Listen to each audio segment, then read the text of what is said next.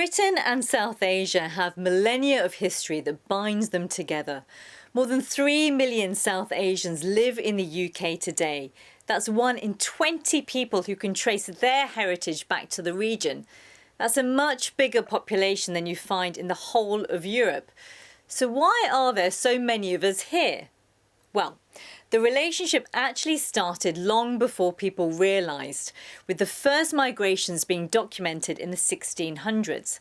South Asia in the 16 and 1700s was the envy of the world, a prolific exporter of cotton, silk, spices, sugar and steel.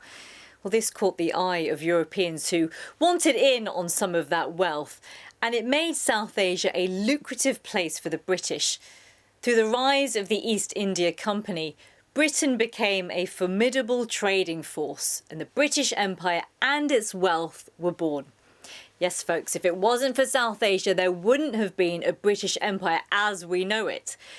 Empire and colonisation made Britain very wealthy, but it also resulted in subjugating the people of South Asia, and the British ruled over vast swathes of India for almost 200 years. During that time, the world's most famous diamond, the Kohinoor, found its way from Delhi to Afghanistan to Punjab and eventually into the Tower of London, where it forms part of the crown jewels. After the Second World War, where India contributed the largest volunteer army in history of 2.5 million soldiers who fought with the Allies, India gained its independence in 1947. And the new country of Pakistan was born. The partition of India led to the biggest mass migration of humans in history, and sadly the death of at least 1 million people as Britain rushed its exit.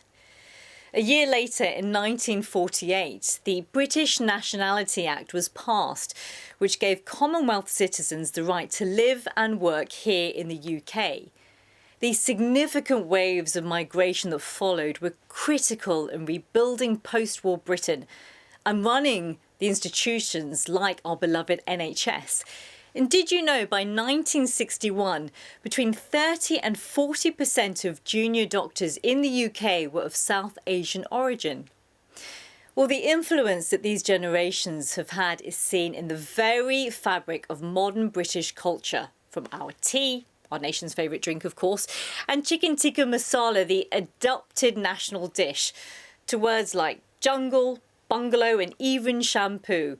South Asian culture is everywhere. It's in fashion, food, entertainment, art, music, sports, language, literature, science, business and much, much more. We thought, you know what, we thought it was about time that we celebrated some of this amazing heritage that we share.